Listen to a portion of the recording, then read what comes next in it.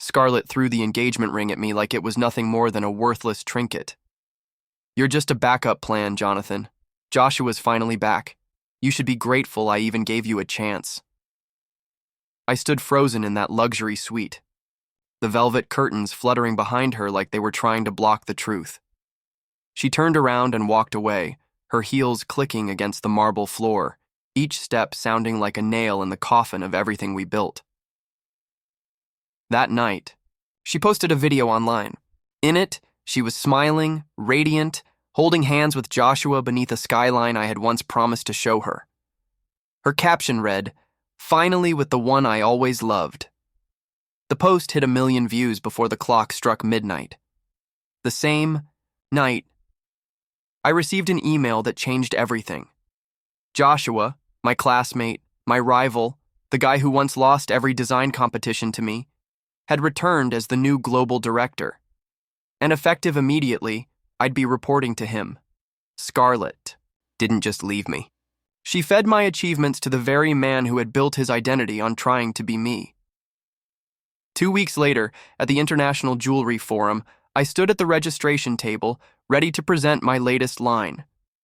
Joshua approached with that same arrogant smirk, flanked by paparazzi and executives. He paused a few steps away, and suddenly, to everyone's shock, he bowed deeply. "Sir," he said, "long time no see." Scarlett, standing beside him in a sapphire dress, went pale instantly. Her breath hitched, because she realized what everyone else did. Joshua wasn't showing respect. He was submitting. He was surrendering, and everything she had thrown away now belonged to me. I met Scarlett when I was 17, drenched in summer rain, standing at the gates of Lynn Academy with nothing but a duffel bag and a scholarship letter. Her family sponsored underprivileged students, and I was the newest addition to their legacy charity program. While others whispered, kept their distance, or glanced at my soaked uniform with mild disgust, Scarlett had simply walked over, handed me an umbrella, and said, "You'll need better shoes if you want to survive here." She was 2 years older, already glowing with the confidence of someone born into luxury. Her father ran the largest jewelry corporation in the region. Her mother was an art curator. Scarlett had inherited both elegance and authority, never loud, but always felt. Even back then, I didn't misunderstand her kindness. I knew my place, but that didn't stop my feelings from growing. I kept them quiet, hidden in the spaces between our shared walks to class and the way she used to lean on my shoulder when she pretended to fall asleep during lectures. I was the one who carried her portfolio during exhibitions. I was the one who walked behind her at school events, making sure the hem of her gown never touched the ground. I was the one who got blamed for her missed deadlines, the one who made excuses to professors when she didn't show up, and I did it all willingly. Not because I was spineless, not because I wanted something in return, but because back then, Scarlett looked at me like I was the only person who truly understood her. Our bond wasn't romantic at first. It was survival, hers from the cage of expectations, mine from the fear of being left behind. The first time she kissed me, it was during a blackout at the academy. I was fixing the projector in the art room. She walked in, drunk on cheap wine and frustration. Without warning, she, cupped my face and pressed her lips against mine. It wasn't sweet. It wasn't slow. It was desperate. When she pulled away, she didn't explain. She just whispered, "Don't ask for reasons. Just stay." So I stayed. That night changed everything. We became a secret. At school, we played our roles. I was still the orphan-turned-charity case. She was still the princess of the Lynn family. But behind locked doors, we were something else. For 6 years, I built my future around her. I majored in jewelry design because that was the Lynn family's empire. I worked my way up from assistant sketcher to senior designer in just 3 years. I didn't care about salary. I didn't care about credit. I cared about building something that would make her proud. And Scarlett, she always let me believe I mattered. She would say things like, "Once I take over the company, I want you beside me." Or, "Let's build our own brand, just the two of us." I kept all the little promises, designed rings for her birthdays, painted her childhood dog into the lining of her favorite clutch, memorized her coffee order down to the exact number of ice cubes. But Scarlett, she never really gave up the mask. Whenever her father was around, she introduced me as a dear friend from school. In front of investors, I was one of our junior creatives. At company dinners, she never sat beside me, never toasted to me, never let the world know that I was the man who kissed her on nights she cried herself to sleep. Still, I never asked for more. I told myself patience was love. That real devotion didn't need validation. I remember the first time I heard Joshua's name again. It was during one of our product launch meetings. He had just returned from overseas, hailed as a visionary strategist, with backing from foreign investors.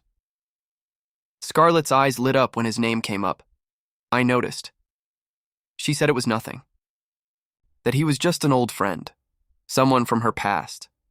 The first time I met him, it was at a networking event. He looked at me like he already knew everything about me. He smiled, shook my hand, and said, "So you're the designer?" Like I was just a role, a placeholder. Scarlett said I was overthinking it. She told me to trust her. So I did. Again. Until the engagement day came. It was supposed to be private. Just close friends, company seniors, and her family. We had designed our rings together. Mine a simple band of white gold, hers a layered rose gold setting with a moonstone centerpiece. She said it reminded her of the first night we kissed, but that morning she didn't show. No calls, no messages. I stood alone at the ceremony hall, staring at 2 velvet ring boxes, listening to the murmurs of guests and the whispers of pity when I finally stepped outside to get air. I saw the trending video. Scarlett kneeling in front of Joshua, confessing her love like the past 6 years meant nothing. And the most painful part? He was wearing the emerald lapel pin I had designed last fall, the prototype I thought had been lost in shipping. Scarlett hadn't lost it. She had given it away. To him. The day after the engagement disaster, I walked into the office without saying a word. People turned to look, then quickly turned away.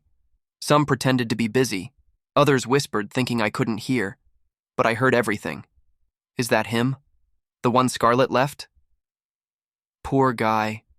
Imagine watching your fiancé go viral for proposing to someone else. He should have known. She was always out of his league. My steps didn't slow. I just kept walking. Past the conference room, past the marketing department, past the studio where we used to stay up designing until sunrise. When I opened the door to my office, I saw a memo sitting neatly on my desk. A new org chart. Joshua's name at the top. Mine buried somewhere under creative associate. Scarlett had made him my boss. Joel, my assistant, hovered near the door, hesitant. I didn't look up. Say it. He stepped inside reluctantly. Joshua's been appointed creative director. Effective immediately. I nodded once. And the global jewelry exchange? My name's not on the new short list. Joel hesitated again. The official recommendation went to Joshua. Mr. Lin said the decision was final. I laughed, not bitterly, not sadly, just hollow. Of course he did. Later that afternoon, I found myself standing in front of Scarlett's office. I hadn't planned it. My feet just carried me there. I knocked once, then entered without waiting. She was sitting by the window, tablet in hand, casually scrolling through news articles. She didn't look surprised to see me. In fact, she didn't look at me at all. "Jonathan," she said plainly, still focused on the screen. "You should have made an appointment. I didn't sit. You gave him my position." That made her look up, calm, cool, controlled. "He's more experienced. International exposure. The board trusts him." "And you?" I asked quietly. "Do you trust him?" Her lips curled into a small smile. "This isn't about trust. It's about results. Joshua delivers." My voice didn't raise, but my chest tightened. "I delivered for 6 years." She leaned back, crossing one leg over the other. Don't make this personal. You made it personal the moment you walked out on our engagement and dropped to your knees for him. That got her attention. Her smile vanished. Watch your tone. I stepped forward. You used me, Scarlett. Every late night, every design, every meeting, everything I did was for you, and you gave it all away like it was a gift basket. Scarlett stood now, her eyes cold. Don't flatter yourself. You were convenient. That's all. My breath caught, but I didn't let it show. So was it convenient when you said you'd build a future with me? She didn't answer. Her silence said enough. I turned to leave, but her voice stopped me at the door. Don't ruin your career over pride, Jonathan. Apologize to Joshua. Play along. This company will still be yours one day. Through me. I looked over my shoulder. How generous. And then I walked out. That night, I found myself at the rooftop bar of a hotel I didn't remember checking into. I just kept ordering drinks until the noise in my chest dulled. The city lights blurred below, cars moving like tiny threads in a tapestry I no longer belonged to. Is this seat taken? The voice was unfamiliar, smooth, and faintly amused. I turned and froze. Grace. She was wearing a soft lilac blazer over a midnight black top, her expression calm and curious. We'd met twice before at industry events, always briefly, always formally, but something about her presence tonight felt different, more deliberate. I gestured to the empty chair. Help yourself. I'm not very good company tonight. She sat. That's fine. I'm not here for conversation. I raised an eyebrow. Then why are you here? She looked me straight in the eyes. Because I heard the Lynn family finally burned the bridge they used to walk all over you, and I figured now's a good time to offer you a better one. I blinked. You're recruiting me? She smiled faintly. I'm saving you. I let out a quiet laugh. From what? From wasting your talent on people who only see you as replaceable. I didn't answer right away. I just stared at the glass in my hand. Then I said, You don't even know me. Grace tilted her head. That's the part you're wrong about. And then she reached into her bag and pulled out a sleek folder. Inside was a contract, clean, bold, and decisive. A lead design position at her firm. Salary? Double my current. Authority? Total creative control. I flipped the pages slowly. You were ready for this. I knew you'd break eventually, she said simply. I just didn't think they'd be the ones to do it. Her words weren't kind, but they weren't cruel either. They were honest. I didn't sign the paper that night. I didn't have to.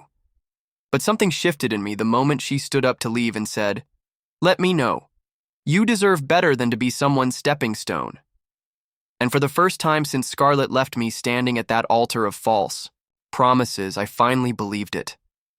The days that followed felt like I was moving underwater, slow, blurry, silent.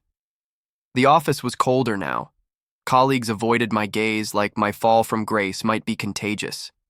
Even Joel, who once cracked dumb jokes over lunch, had started knocking before entering my office, as if I was fragile, as if I might shatter with one wrong word. I didn't blame them. I barely recognized myself either. My hands hovered over my sketch pad for hours at a time, unmoving. Every time I tried to draw, my mind returned to the same image. Scarlett kneeling before Joshua, lips parted in a smile I hadn't seen in months. Replayed everything. The late nights, the promises. The time she pulled me into her father's study and whispered, Let's build something of our own. Was that a lie too? Or had it become one only when someone more convenient came along? And then there was Joshua. He didn't gloat. Not directly. That would have made things easier. Instead, he smiled with exaggerated humility, offering me fake praise in meetings, pretending we were just colleagues, the kind that knew each other's darkest truths but wore suits like armor. Jonathan, I made some adjustments to your design brief, he said one morning, sliding a folder across the table. "Hope you don't mind. Just wanted to add a bit of international flair." The folder contained notes written in my own style, adjustments so minor they almost felt like sabotage. But that was his game. Make it look collaborative, then strip the originality out slowly. I stared at the notes, then at him, and for the first time I realized what bothered me the most. It wasn't that Scarlett had chosen him. It was that she had known exactly what kind of man he was and still handed him my life like a disposable gift box. By Friday, I'd stopped trying to sleep. I worked late, stayed longer than necessary. I thought if I drowned myself in tasks, maybe I could forget the hollowness spreading inside me. But even silence echoed now. That evening, while I was alone in the conference room, I pulled out the engagement ring I had designed for Scarlett, a custom dual-band piece with an inner engraving. Until the moon forgets the tides, she never even saw it. I stared at the metal. My fingers tightened. For a second, I wanted to hurl it across the room, but instead, I tucked it back into its velvet box and left it on the table. Like a ghost I was finally ready to let go of. I didn't notice Grace standing by the door until she spoke. "You haven't slept in days, have you?" Her voice was calm, but there was something in her eyes. Concern, not pity. And that difference mattered. I exhaled slowly. I thought I could work through it. Move on faster if I kept busy. Grace stepped inside, placing a takeaway bag on the table. "You can't sketch on an empty stomach." I gave her a half-hearted smile. "You always come prepared." She sat across from me and pulled out 2 containers. The scent of warm miso, soup, and grilled rice filled the air. She didn't ask questions, didn't demand explanations. She just passed me the chopsticks. After a while, I asked quietly, "You ever have someone throw away everything you built with them for something shinier?" Grace paused. Her gaze didn't waver. "Yes. And I learned that people don't throw you away because you're not enough. They throw you away because they're too afraid to see how much you could become without them." I didn't reply right away. Her words sat in my chest like heat. Then I asked, "Why are you helping me?" She smiled faintly. "Because you don't deserve to be forgotten. And because I see something in you even you've stopped looking for." That night, after Grace left, I picked up my pencil and started sketching again. Not for Scarlett, not for the Lynn Corporation, but for myself. I poured everything into it. The loss, the humiliation, the hollow ache in my chest. I called the piece Ashes of Light. Each curve of the design whispered something I had never said aloud. That I was tired of waiting for apologies. That I was done begging for recognition.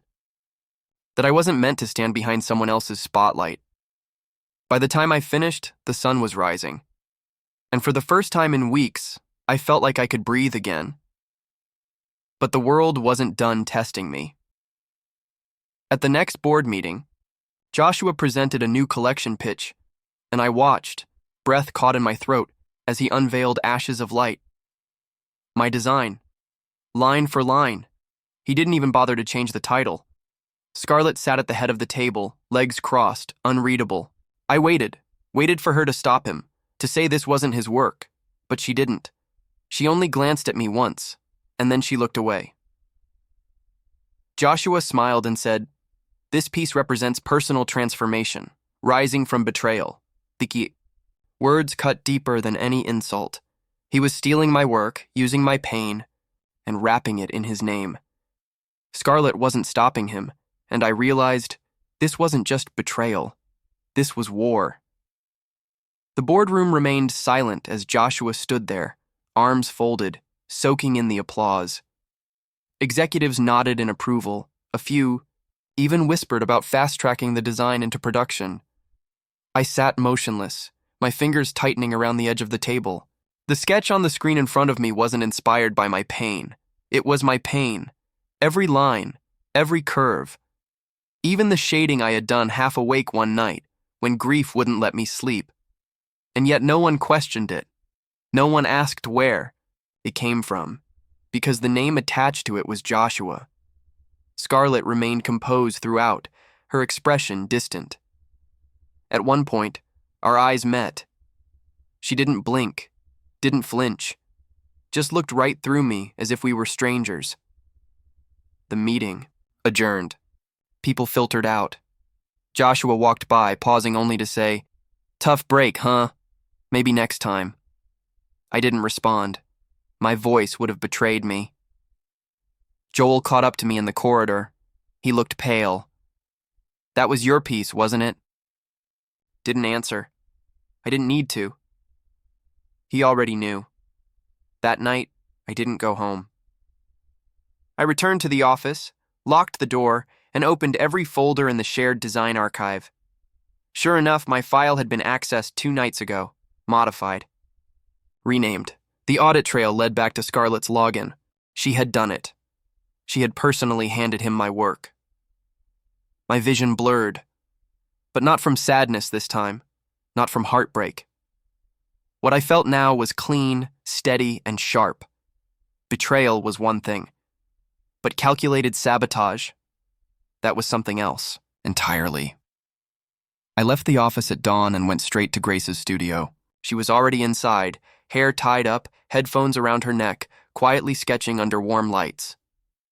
When I walked in, she looked up and immediately saw my face. "Tell me," she said. I laid out everything. How Scarlett stole the file, how Joshua pitched it, how everyone just accepted it like gospel. I expected anger, maybe outrage. But Grace just leaned back in her chair, thinking. Then she said, "Let them run with it." I stared at her. "What?" She looked at me calmly. "Let them take it. Let them celebrate it. Because if we're going to destroy them, it has to hurt." I didn't understand at first, but then she pulled open a drawer and revealed a sealed folder labeled IGC Confidential. "You remember the International Gems and Creations competition next quarter?" she said. "What they just stole? That's old. The real design, the masterpiece, that's what we submit. As an independent entry. Not under Lynn, not under Shu. Under you." I opened the folder. What I saw inside didn't just stir me. It silenced everything else. The design was bolder, deeper, more refined than anything I'd created before. "You redrew it," I said. "No," she replied. "We did." For a moment, I forgot about Scarlett. I forgot about the humiliation, the betrayal, the cold silence of boardrooms and trend articles. Because here, in this quiet studio, someone had seen me at my worst and decided to build something new out of it. Then came the twist I never saw coming. That afternoon, as I walked back to my apartment, my phone buzzed. It was an unknown number, a message. "Check the news." I clicked the link. There it was, a breaking story on the Lin family's internal investigation. Joshua had been accused of plagiarism. An anonymous tip had been sent to the competition's oversight board. Attached, time-stamped screenshots of my original sketch, metadata, internal server logs. The evidence was damning. The public fallout was immediate, but I didn't send it, and Grace didn't either. I turned slowly. Standing outside my apartment, in the shadows of the hallway was Scarlett, hair unbrushed, eyes tired, jacket loose on her shoulders. "You told them?" I said. She nodded once. "I owed you that much." I didn't answer. Scarlett stepped forward. "I never thought he'd actually submit it. I just wanted to shake you. I didn't think he'd betray me, too." My jaw clenched. "And now that he has, you want to fall back on me?" "No," she said quietly. "I know I've already lost you. I just didn't want to lose everything." I stared at her. This woman who once told me I was her future, who sold me out the moment ambition offered a shorter route, now standing here like she still deserved a place beside me. Scarlett whispered, "I never wanted to admit it, but I think I loved you more when you were silent, when you didn't push back. And that was the real truth, wasn't it? She didn't want me. She wanted a version of me that never fought back." The day of the IGC finals arrived like thunder, loud, blinding, and impossible to ignore. The venue was a sea of polished floors, crystal chandeliers, and flashing lights. The international design community had shown up in full force. For months, this competition had been whispered about as the new frontier of independent jewelry, innovation, and this year, all eyes were on the Lin family. Because scandal breeds curiosity, and curiosity packs a room faster than fame ever could. The stage was massive, flanked by towering digital screens and a crimson carpet that led to a clear glass podium. Security was tight. Journalists lined the perimeter. Industry veterans mingled near the front. I stood backstage, calm on the outside, while a storm brewed beneath the surface. Joshua was already in the crowd, dressed in a gray three-piece suit that looked like it had been steamed straight off a magazine cover. His expression was unreadable, too confident, too clean, the kind of look people wear when they think they've dodged judgment. Scarlett sat beside him. Her gown shimmered under the light, a calculated mix of remorse and presentation, but her hands fidgeted in her lap. I knew her tells. She was nervous. She should have been. The competition organizers had already reviewed the metadata, reviewed the server access logs, and cross-checked every submission. What Joshua didn't know, what no one but Grace and I did, was that Ashes of Light wasn't the piece we submitted.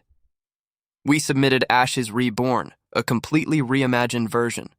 The same foundation, yes, but infused with elements from cultures around the world, layered with gemstone cuts that had never been used together before.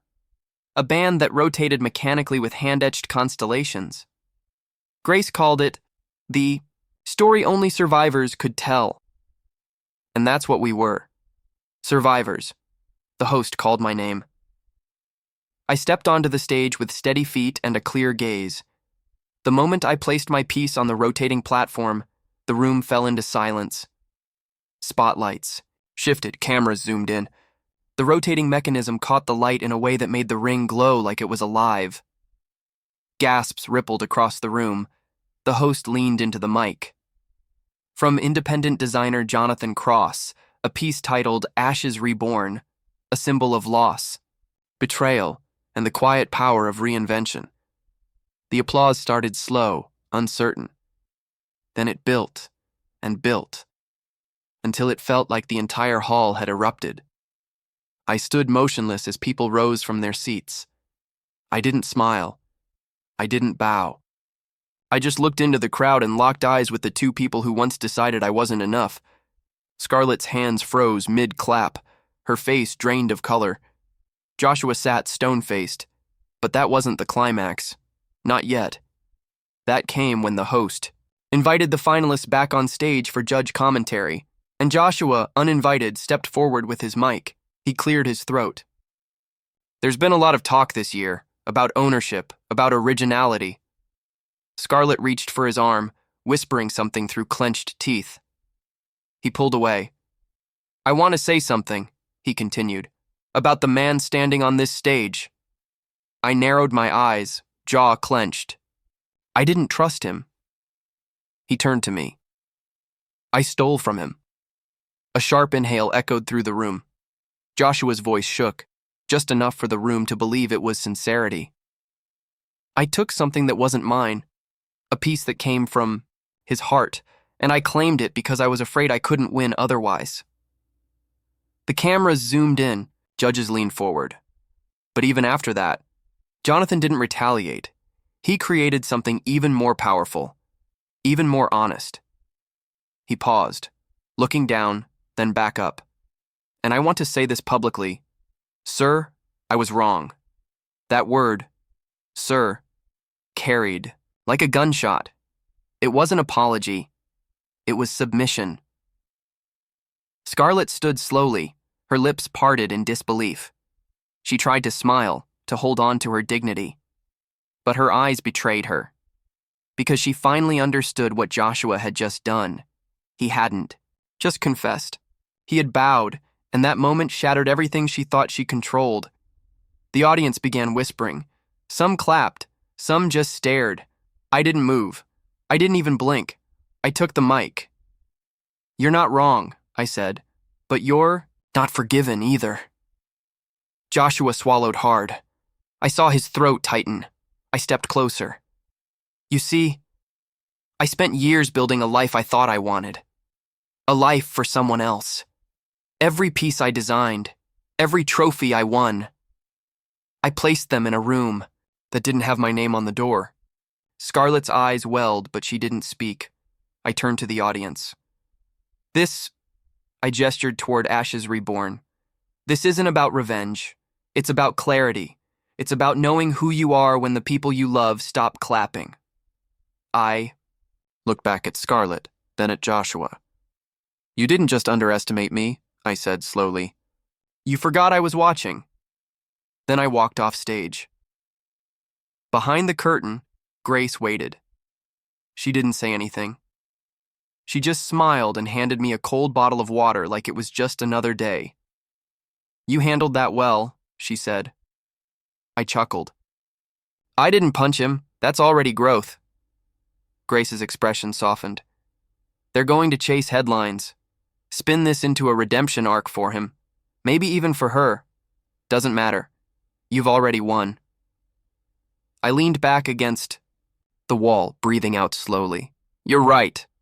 And in that moment, I realized the confrontation hadn't been about them. It had been for me. To look them both in the eye. To hear the truth. To say mine. To finally stop carrying the weight of what I had lost. Because what I had now, this clarity, this peace, this next chapter with Grace wasn't built on sacrifice. It was built on choice. And for the first time in 6 years, the choice was mine. 1 week after the IGC competition, the headlines were still everywhere. Joshua Yang confesses to plagiarism on stage. Scarlett Lynn silenced by former fiancé's triumph. Independent designer Jonathan cross-crowned industry dark horse. The videos had gone viral. Joshua's bow, my response, the crowd's stunned silence, every frame dissected, every word quoted. Scarlett's frozen face, captured by 5 different camera angles, had become a meme overnight. When the man you left becomes the man everyone bows to, but I didn't care about the headlines, I cared about the silence that followed. Joshua resigned. Quietly. No press conference. No farewell post. Just a short email to the board and a disappearance. From the industry circuit, a week later, a leaked internal memo confirmed he'd been blacklisted from multiple design associations. Scarlett tried to distance herself. Issued a carefully worded statement. I was unaware of the origin of the design in question, and fully support Jonathan's creative rights. The internet didn't buy it. Comments piled under every post she made. Weren't you the one who submitted the files? Girl, you chose the wrong one. Sit down. He's already moved on. You should too. She stopped posting altogether. The Lin family's stocks dropped 22% in 2 days. Investors pulled out. The board restructured. The once untouchable jewelry empire began to crumble under its own weight. I didn't gloat. I didn't need to. My silence had become louder than their apologies. Instead, I focused on building something new. Grace and I registered Cross and Veil, an independent design house focused on modern storytelling through jewelry. We didn't chase trends, we created them. Our debut collection, Legacy Rewritten, sold out before launch. The waiting list extended into the next quarter.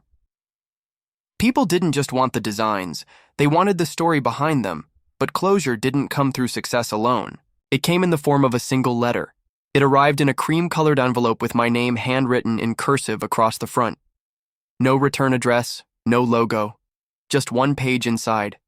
Jonathan, if you're reading this, I know I've already lost the right to be forgiven, but I need to say it anyway. I never expected things to end this way. I thought I was choosing safety, certainty. I didn't realize I was destroying the one person who had truly seen me. I see that now. I know you don't owe me anything. I know Grace is beside you now, but in case you ever wonder, I loved you. I just didn't know how to protect you while chasing the world. I hope you never have to feel that kind of failure again, because someone like you should only ever rise. Scarlett, I read it once. Then again. I didn't cry. I didn't rage. I just folded it neatly, placed it in my desk drawer, and locked it. Some stories don't deserve to be reopened. 2 months later, I stood backstage at another industry gala. This time, not as a competitor, but as a guest speaker. I was supposed to talk about resilience in the creative world. I had prepared notes, even practiced a few lines. But when I stepped up to the mic, I didn't look at my script. I looked at the crowd and said, "Revenge isn't always loud. Sometimes it's just doing better, quietly, consistently, until they can't ignore you anymore." Applause followed. People nodded. But I wasn't speaking to them. I was speaking to the version of me that once stood alone at an engagement venue, holding a ring no one came for. The version of me who thought loving someone meant becoming smaller, so they could shine. After the gala, Grace and I left early. She had a surprise planned. We drove out of the city to a quiet mountain lodge where the stars looked close enough to touch. She didn't say much, just handed me a key when we arrived. The cabin was warm, filled with sketches we had once made, on napkins and scrap paper. A timeline of what we'd built together, messy, chaotic, brilliant. On the fireplace mantel sat a glass case. Inside it, the first version of Ashes of Light, the stolen design, but next to it was a second case. Ring, simple platinum band.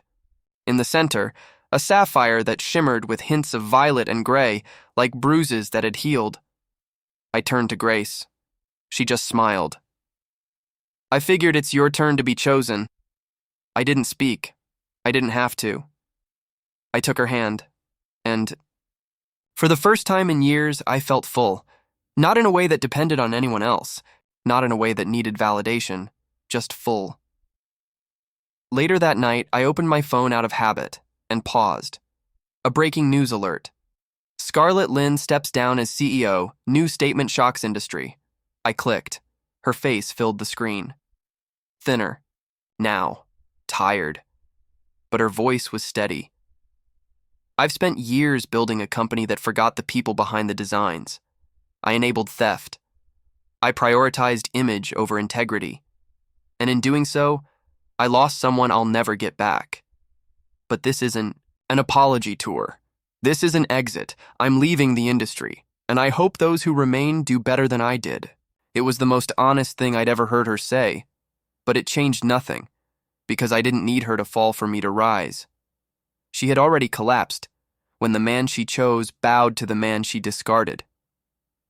That moment was the beginning of her end. Mine started when I said no more. Now, when people ask what happened, I don't talk about Scarlett or Joshua. I talk about reinvention, about how fire doesn't just burn, it forges, and how sometimes being broken is the best thing that ever happens to you. Because you don't rebuild the same.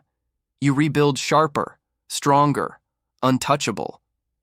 And when they finally look back, after they've fallen, after their world has gone quiet, you'll be standing exactly where they left you, just a little taller, a little colder, and far, far ahead.